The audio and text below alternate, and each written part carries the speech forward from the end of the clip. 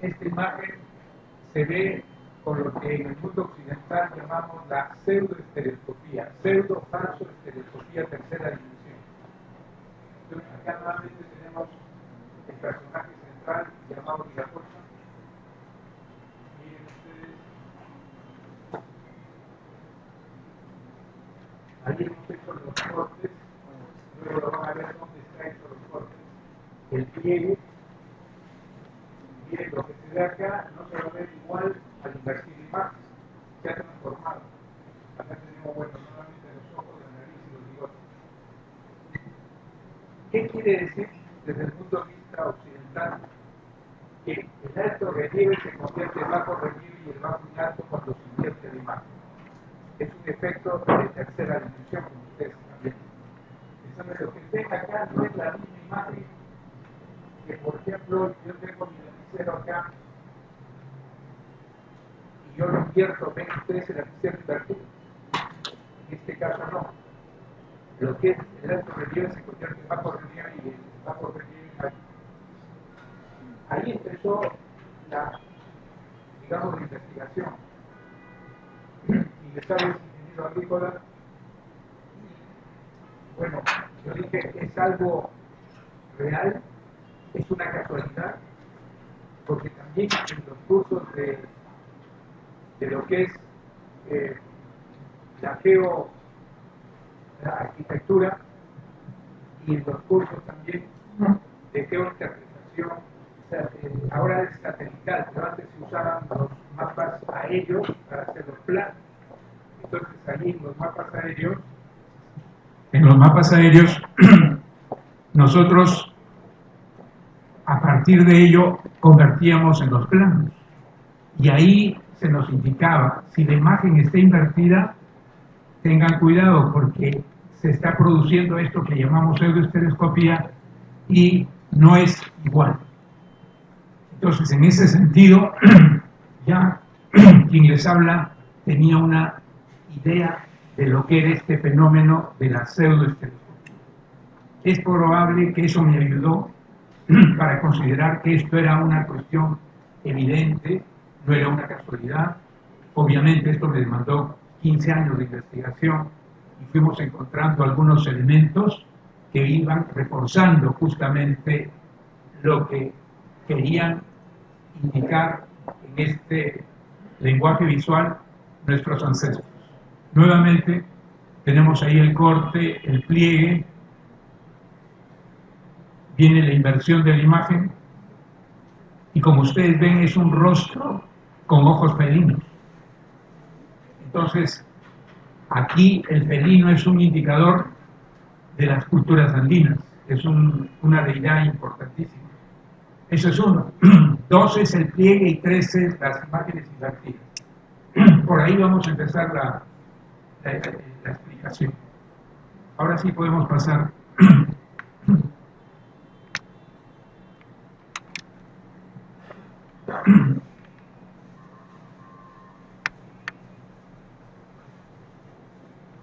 Aquí tenemos nuevamente la imagen.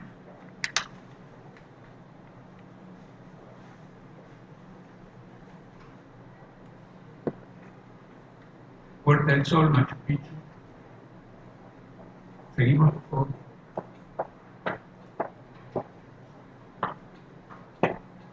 Este es un pensamiento. Esta es la imagen nuevamente. Seguimos, por favor. Acá tenemos el felino.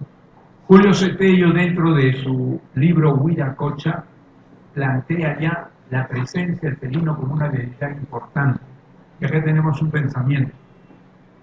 El respeto por este gran felino, el temor a su constante asedio y su reconocida superioridad sobre otros animales, unido a los atributos misteriosos y sobrenaturales con los que la fantasía lo engalana, engendró en la mente de los hombres de la foresta la creencia en el dios jaguar, o mejor, en un animal feroz con poderes sobrenaturales. ¿Seguimos? Otro elemento importante que hemos hallado también a partir de este fenómeno de la luz y sombra es justamente los paisajes o la geografía sagrada, la superposición de planos a partir de la diferente distancia que tienen los cerros. En este caso, por ejemplo, el Caral.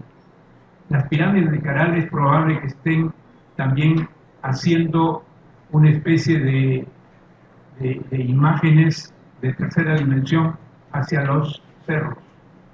Y acá tenemos la superposición de imágenes también en lo que es Machu Picchu. Seguimos. Acá tenemos ejemplos de las imágenes del felino, pero en la naturaleza.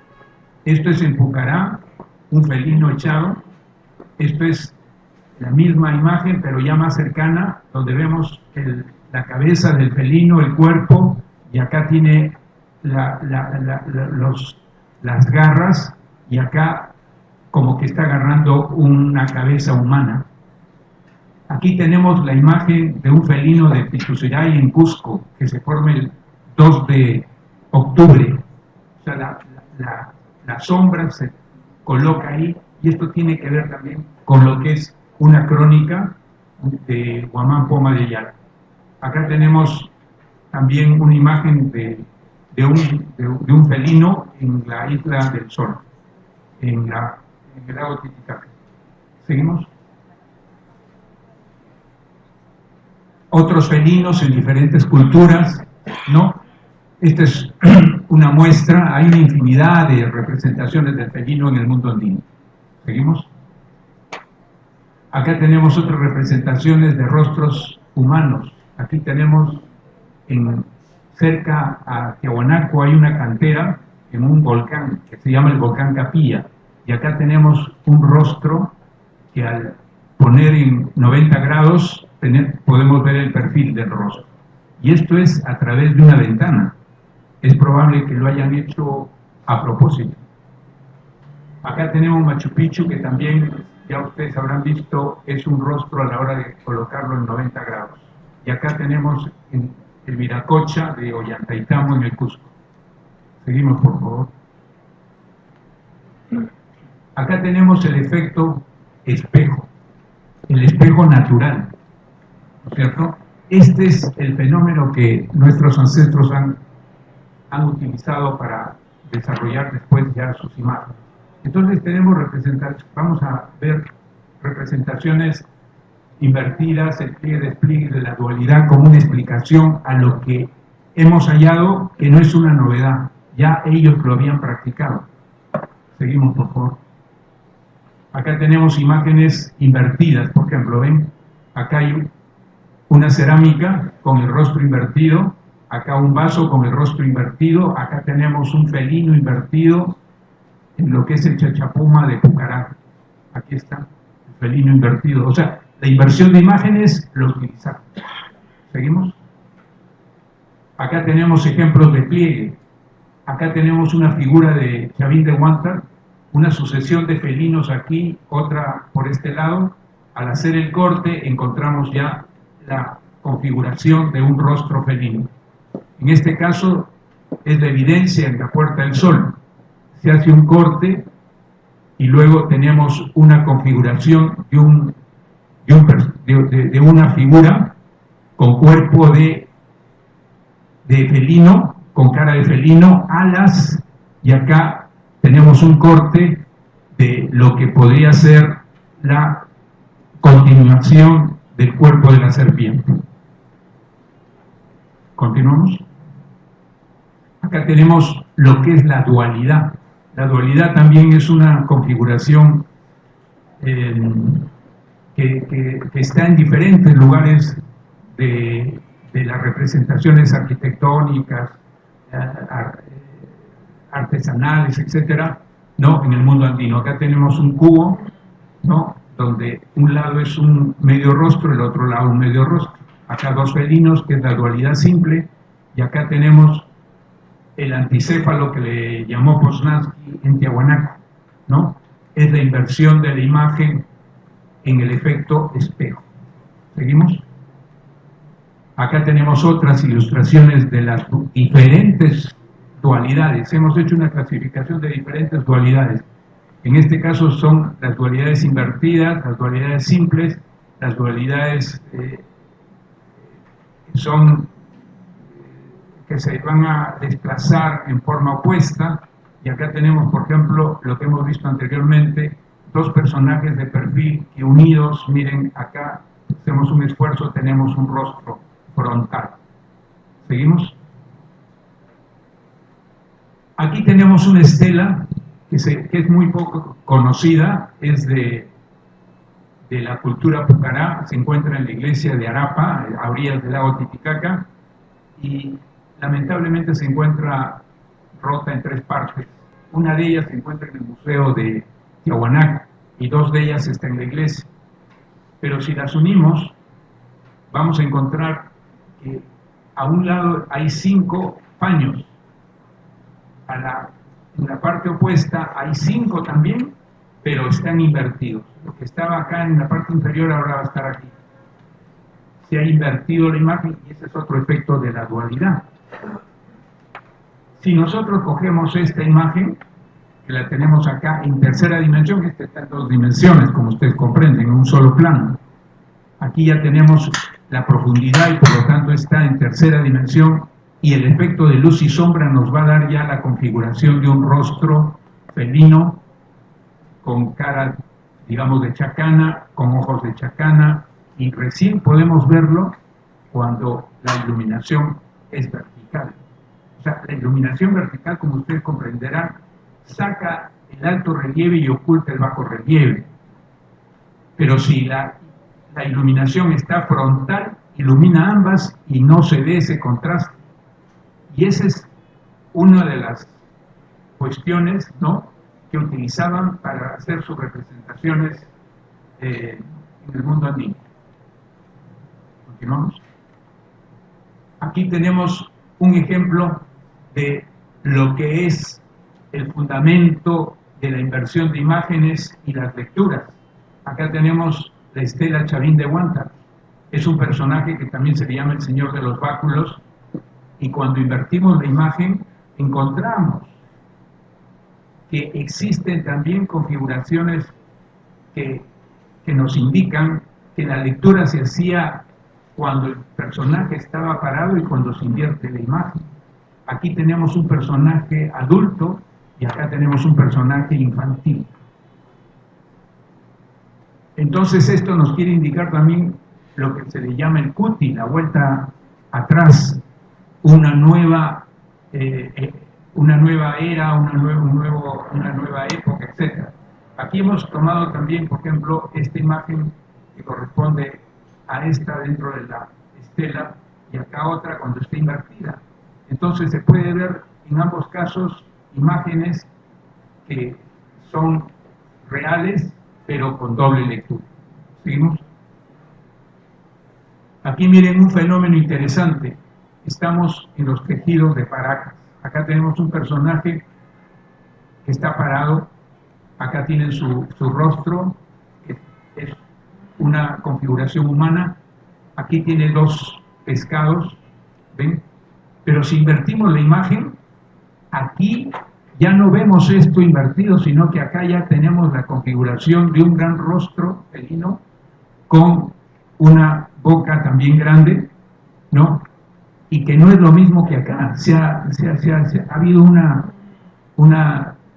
vamos a decir, un cambio de esa figura, debido a que eso tiene que ver también con nuestro cerebro. El tipo de colores que le han dado en nuestro cerebro se convierten en una especie de tercera dimensión y hay una desconfiguración de la primera imagen. Eso es lo que han utilizado. ¿Seguimos? Aquí tenemos otra imagen ya de la cultura del norte, moche, ¿no? De una cerámica, miren, pero al invertir la imagen nos encontramos con un rostro felino, humano felino. ¿Seguimos? Ingresamos a la explicación de la pseudoestereoscopía del rostro dual de la Puerta del Sol, que ya ustedes conocen. Aquí tenemos una piedra que posiblemente sirvió de espejo para ver el rostro de la Puerta del Sol. Eso es una hipótesis, pero está ahí la piedra. Entonces, ¿cómo veían esto? que ustedes ya han visto, era en un espejo de agua. La configuración lo veían en un espejo de agua. Ese es lo que ahora le llamamos el efecto espejo. ¿Seguimos? Aquí tenemos una vista del templo de Calasasaya. Aquí justamente aparece la puerta del sol.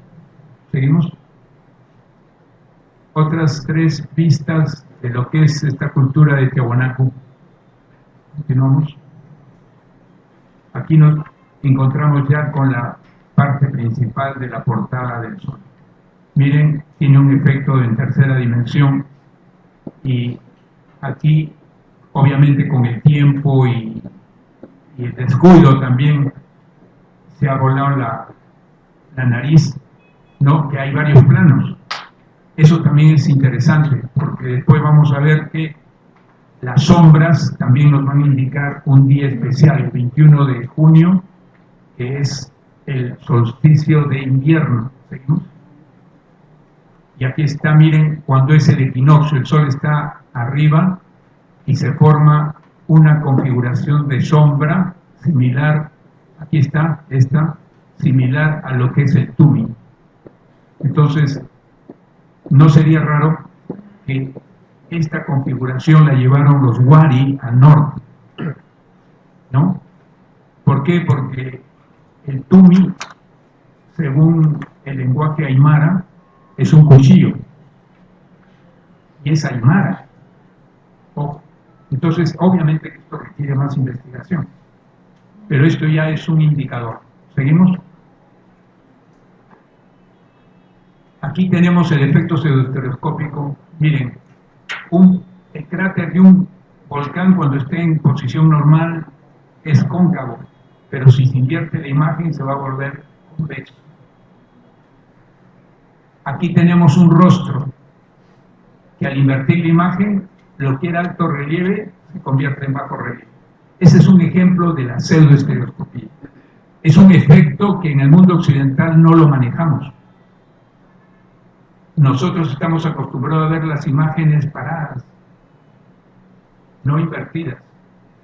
Y entonces eso de pseudoestereoscopía, pseudo-falso, estereoscopía tercera dimensión, no juega con la doble dimensión que utilizan los ancestros, nuestras culturas anteriores. Entonces, en ese sentido, inclusive en el diccionario no hay una palabra que explique esto. Y tendría que ser biestereoscópica. ¿Qué quiere decir? Con doble visión en tercera dimensión, tanto parada e invertida. ¿Seguimos? Nuevamente acá tenemos la figura central, la inversión, acá está, miren, acá se hace el corte, acá también se hace el pliegue y va a salir el rostro. Acá están los ojos. ¿Seguimos? Acá tenemos una explicación del proceso. Tenemos la figura en tercera dimensión, la figura en 2 dimensiones para que se vea cómo es, digamos, en forma específica, ¿no? Cada una de las figuras que existen en esta composición. Y vemos que acá hay un rostro y acá otro rostro que le cuelga en los codos. Algunos le llaman que es el, digamos, el rostro que va a cambiar, ¿no? Dentro de lo que significa el proceso, ¿no? Porque este es un proceso. El Viracocha va a tomar los atributos de los 3 planos, de los 3 mundos, que es la cosmovisión andina, el mundo de abajo, el mundo de aquí, el mundo de arriba. Luego, el mundo de abajo tiene que ver con la serpiente, tiene que ver con el símbolo, el espiral. El mundo de aquí tiene que ver con el escalonado, con la tierra, que vienen a ser los andenes, por ejemplo, y tiene que ver con el felino, el puma. Y el mundo de arriba tiene que ver con la diagonal y el cóndor. Cuando este personaje toma los atributos de estos 3 animales que representan los 3 mundos, también toma un poder sobrenatural. Ese vendría a ser el dios Viracocha. obviamente con otros atributos que no necesariamente son materiales, sino también espirituales.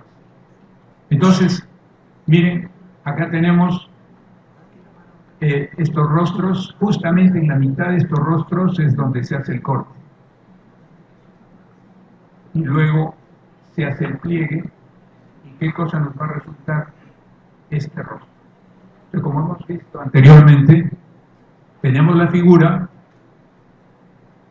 hacemos los cortes, el pliegue, la inversión de la imagen, y luego sale el rostro que le estamos denominando el viracocha, porque el rostro que aparece aquí es una máscara solar, y el verdadero rostro estaría aquí. ¿Seguimos? Esta parte que vamos a ver es justamente la que nos va a avalar el hallazgo que hemos hecho. Miren, acá tenemos una cerámica con un rostro, con un medio rostro, vamos a decir acá, y el escalonado espiral y el medio rostro. Es una vasija de la cultura wari. ¿Seguimos? Aquí tenemos justamente cómo se configuran los símbolos. Aquí tenemos la parte del personaje central, la parte inferior, donde se conforman los medios rostros. Acá vamos a verlo con más nitidez. Obviamente el rostro solamente se ve en tercera dimensión, no acá en 2 dimensiones. El escalonado es el podium donde se para el Señor de los Báculos. Esto está invertido por si acaso.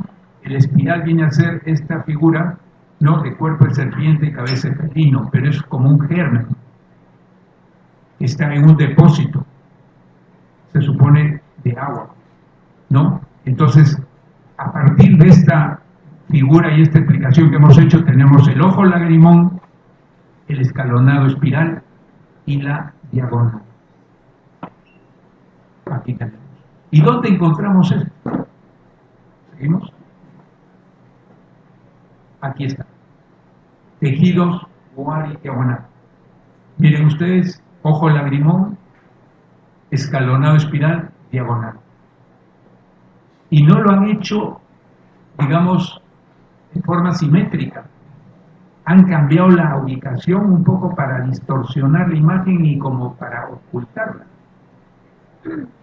Acá tenemos, miren, la misma configuración que hemos explicado anteriormente, acá en blanco y negro, que está reflejando el hallazgo en los tejidos. Y estos tejidos los vamos a encontrar, obviamente, es una pena que se encuentran en museos del extranjero, muy pocos hay acá. Ayer estuve en el Museo a Mano, hay un tejido muy hermoso, justamente con el código Viracocha. Eso va a salir en el próximo libro. Vamos a sintetizar el anterior y vale la pena. ¿Seguimos? Bueno, acá tenemos otro ejemplo, miren, ya la configuración es cuadrada, ojo lagrimón, escalonado espiral. Ojo lagrimón, escalonado espiral. En la anterior es rectangular. Acá tenemos otra representación, pero ya más abstracta. Acá tenemos otra que también es abstracta. Estos son tejidos. Wari, diagonal. ¿Seguimos? Luego vamos a dar el salto en Machu Picchu. Quienes conocen Machu Picchu, se tiene casi en el centro de esta yacta, ¿no?, una arquitectura que tiene que ver con lo que es el torreón. Debajo del torreón hay una gran roca y han hecho un labrado en diagonal. ¿Seguimos? Aquí está. Miren ustedes el torreón, la gran roca. Aquí han hecho como dos líneas en diagonal, pero a esto se le llama doble jamba. La doble jamba la van a ver ustedes en puertas donde el ambiente es sumamente importante. Es un ambiente religioso, un ambiente donde hacían rituales. Es algo especial. Acá tenemos entonces las diagonales tenemos doble escalera, acá como está de perfil solamente se ve uno, luego lo vamos a ver, y acá estaría el doble, la doble diagonal. Esta configuración nos da doble rostro. Con un poquito de esfuerzo, miren, acá hay un ojo, acá hay otro, pero son ojos humanos. Y acá abajo hay otros rostros, o perdón, otros ojos, que son ojos felínicos. Aquí esta configuración hace de nariz y esta rajadura hace de boca. Hay un doble rostro ahí. Y esto lo hemos hallado también en unos queros de madera, donde tenemos, miren, acá unos ojos y acá hay otros ojos. Estos son humanos, estos son felinos. Entonces tiene doble rostro. La nariz es la misma en ambos casos y la boca de igual manera. ¿Seguimos? Acá tenemos el doble escalonado ya con una vista de adentro hacia afuera. Acá el espiral. ¿Cómo se configura el espiral? En esta forma. ¿Seguimos? Pero también observando desde la parte alta, ya en una vista horizontal de planta, como se le llama, había una pregunta: ¿qué significado tiene esta roca que está aquí adentro que envuelve la pared circular del torreón? Hicimos la prueba, invertimos la imagen, pase por favor, y miren lo que encontramos: doble rostro. Acá hay uno, miren estos ojos, la nariz, la boca, acá está el otro rostro, están superpuestos los rostros. Tenemos entonces en la espiral los rostros, el escalonado que aparece aquí, hay un escalonado labrado y hipotéticamente la diagonal. Entonces, ¿qué cosa nos quiere decir esto? Que en Machu Picchu también se aplicó la pseudoestereoscopía. Seguimos. Acá tenemos ya una explicación. Como nos describen las últimas investigaciones, quien ejecuta Machu Picchu es Pachacútec. ¿Y Pachacútec quién es? Es el noveno inca, hijo del Inca Huiracocha, o Inca Viracocha, que toma el nombre del dios Viracocha. Según los sueños, hay toda una descripción de los cronistas. Y aquí existen dos ventanas que han hecho ya los estudios, que por un lado ingresa el sol el 21 de diciembre y por el otro el 21 de junio, que son fechas de los solsticios. Solsticio de invierno y solsticio de verano. ¿Y qué estarían cumpliendo? ¿Qué función estarían cumpliendo? No es otra de iluminar estos rosarios. Pero también en las crónicas nos dicen que el 21 de junio era el sol joven y el 21 de diciembre el sol viejo, el verdadero sol.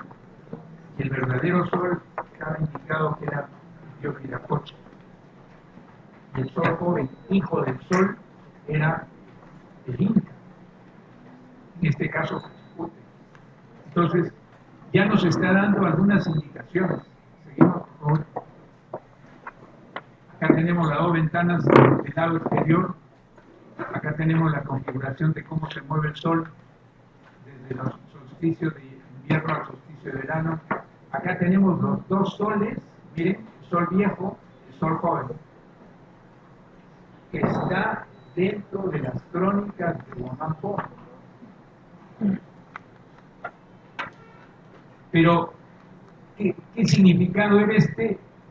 También en otra crónica nos señalan que había una ceremonia en el Cusco, en la plaza, que ahora es la Plaza de Armas del Cusco, donde se cogían una soga y empezaban a bailar y a hacer toda la configuración de un espiral.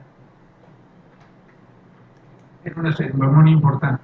Y cuando se preguntan, ¿y qué cosa hacía el Inca? Porque el Inca llevaba adelante este recorrido, decían, se juntaba con el dios Viracocha para tributar, era una ceremonia especial. Entonces, cuando hablamos del Torreón, es probable que el Inca hacía una serie de ritos y se concretaba aquí el ritual ya de estar con el dios Viracocha en este espacio. ¿Seguimos? El escalonado espiral lo vamos a ver también en diferentes culturas. Aquí, por ejemplo, tenemos espiral y escalonados en Chanchán, en Chimú. ¿Seguimos? Acá tenemos muestras, miren, esta muestra que es una cerámica de Chavín de Huántar, una cerámica de Nazca. Acá tenemos la figura del mono en las pampas de Nazca. Miren el espiral, el escalonado, la diagonal. Aquí tenemos en Moch, escalonado espiral. Acá tenemos en Tiahuanaco, una piedra labrada. Y acá tenemos en la cultura de la Guada, en Argentina, que ha tenido influencia de Tiahuanaco. Este personaje con dos felinos, y acá tiene una indumentaria escalonada espiral.